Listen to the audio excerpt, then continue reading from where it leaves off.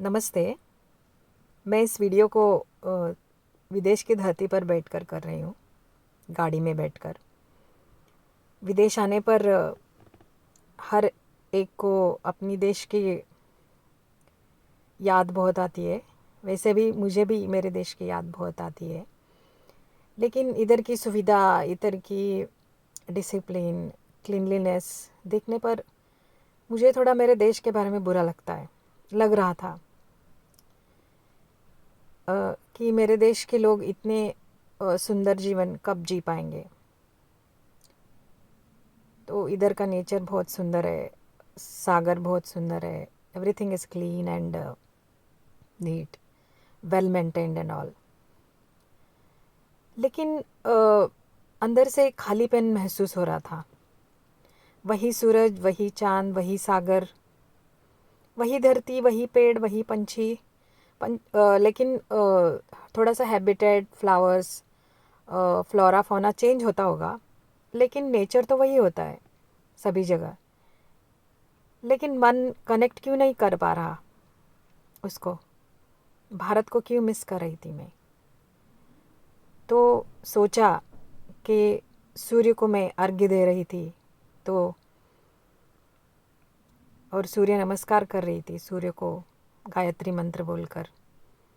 तो एक ख्याल आया, धरती हर जगह है, नेचर हर जगह है, सूरज चांद भी हर जगह है, लेकिन भारत में विशेष क्या है? सूरज उगता होगा हर देश में, लेकिन उसे अर्घ्य देकर पूजा जाता है, गायत्री मंत्र बोलकर पूजा जाता है, वह सिर्फ भारत में। और धरती हर जगह है, लेकिन भारत की धरती हजारों सालों से इसके लिए विशेष है क्योंकि उसको संतों ने अपने यज्ञ से, अपनी तपस्या से, अपने मंत्रों से, अपने त्याग से, अपने सोच से, समृद्धता से उसको सींचा है। बाद में उसको स्वतंत्र करते समय भारत को कई वीरों ने अपनी देह को बलिदान किया है, कुर्बान किया है। उस रक्त से इस धरती को उन्होंने भिगोया है। ये त्याग और समर्पण की भूमि है, ये मंत्र और तपश्चर्या की भूमि है। इसके लिए ये धरती बहुत अनमोल है। यात्रा तो बहुत करते होंगे लोग, लेकिन यहाँ की यात्रा, हर जगह की यात्रा ऐसा होता है कि कुछ डेस्टिनेशन देख के चला आए, और नॉर्मली लोग ऐसे ही सोचते हैं कि यात्रा के बारे में। लेकिन भारत में यात्रा इसके लिए कहा जाता है कि वो अंतर्मन की यात्रा हो, मन को ईश्वर से जुड़ने की यात्रा हो। ये कोशिश रही रहती है हमारी कल्चर की कि मन, बुद्धि, आत्मा को ऊंचा उठाकर, उसको सुंदर बनाकर ईश्वर से जुड़ा जाए। तो ये यात्रा सिर्फ भारत में हो सकती है, मुझे ऐसा लगता है। उसको तीर्थ यात्रा भी कहते हैं। और कसरत बहुत लोग करते होंगे हर जगह, लेकिन योग सिर्फ भारत में है। वो योग दैहिक कसरत ना होकर सिर्फ वो मानसिक, आत्मिक और बौद्धिक कसरत होती है।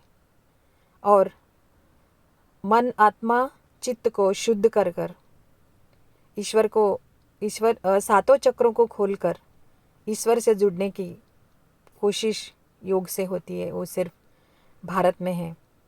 और संगीत, नृत्य, आर्ट, कल्चर, पूजा विधान या कुछ भी क्रिएटिविटी हो, कोई भी नृत्य हो भारत में, वो ईश्वर को नमस्कार करके शुरू हो जाता है। तो हर एक चीज़ जो सुंदरता मन से, बुद्धि से, देह से निकलती है, वो ईश्वर पर समर्पण होती है। इसके लिए भारत बहुत एक समृद्ध, सुंदर कल्चर है।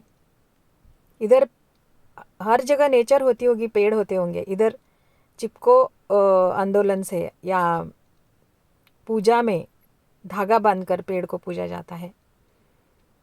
तो हर एक कण में, हर एक कंकर कंकर में शंकर को देखने की जो संस्कृति है वो सिर्फ भारत में है।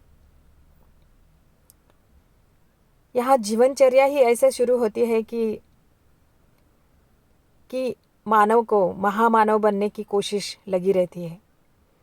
यही हमारे धर्म या सनातन धर्म का सीख है कि मानव जीवन साधारण नहीं है। सिर्फ खा पी कर या एंजॉय कर कर मटेरियलिज्म में खो कर ज़िंदगी बिताने के लिए नहीं है। ये कुछ अलग स्तर पर लेके जाने के लिए ज़िंदगी है। मानव को महान बनाने की कोशिश सनातन धर्म की है।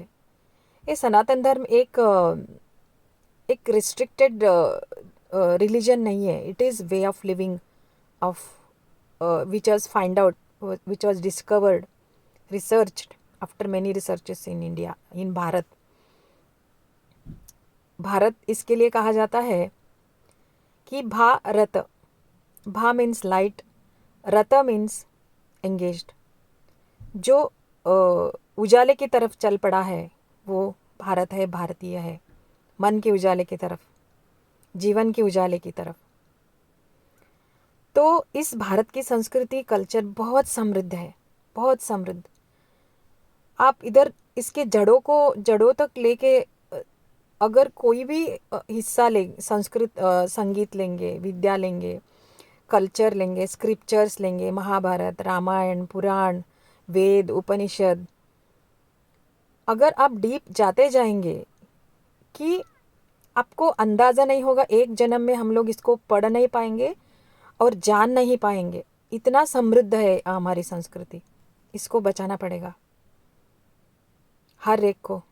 इसके लिए मेहनत करना पड़ेगा अपनी तरफ से, छोटी सी क्यों ना हो। अपने अपने घरों में जो हमारे बड़ों ने सिखाया है कल्चर के बारे में, उसको जितना हो सकता है उतना संभाल कर रखना पड़ेगा, क्योंकि ये हज़ारों सालों से इवॉल्व्ड वे ऑफ लिविंग है। क्योंकि हमने बहुत सारे पुरानी चीज़ों को छोड़ा है और नए चीज़ों को अपनाया है। ऐसा नहीं है ये एक ही भारतीयत्व सनातन धर्म इसलिए बचा है क्योंकि हमने we have evolved during the time, in the time being we have embraced the new things and gave away the old patterns and thinkings, so we are alive। New things को एम्ब्रेस करके जितना हो सके, लेकिन हमारा roots को intact करके हमको हमारे कल्चर को बचाना है। मंत्र हो, स्तोत्र हो, पूजा विधान हो, या रहने की जीने की ढंग हो, उनको हमको विथ स्टडी कर कर, नॉट ब्लाइंडली, स्टडी कर कर, उनको मान कर, उनको रिस्पेक्ट देकर पालना है, हमारे में जीवन में लाना है। क्योंकि ये संस्कृति एक पूरी धरती के लिए, पूरी मानवता के लिए एक देन है, वरदान साबित हो सकती है। वो सिर्फ भारतीय ही कर सकते हैं, बहुत लोग कर रहे हैं। हम लोग इंडिविजुअली हमारे घरों में, हमारे मनों में इस संस्कृति को अगर अभी से, आज से प्रोटेक्ट करना शुरू करेंगे, जपना शुरू करेंगे, तो ये संस्कृति बचेगा और ये एक मानवता के लिए एक धरोहर साबित होगा। भारत इसके लिए विशेष है। अगर आप कमियां निकालते रहेंगे तो बहुत सारे कमियां हैं। There are many reasons for it, not going in the deep of it, because there are many systems work in this. लेकिन इंडिविजुअली हम लोग हमारे धर्म को प्रोटेक्ट कर सकते हैं। धर्म मीन्स हमारा वे ऑफ लिविंग, हमारा कल्चर, हमारा समृद्ध संस्कृति को हम लोग प्रोटेक्ट करके आने वाले जनरेशन तक लेके जा सकते हैं। It is a gift for us and gift for the humanity. Thank you.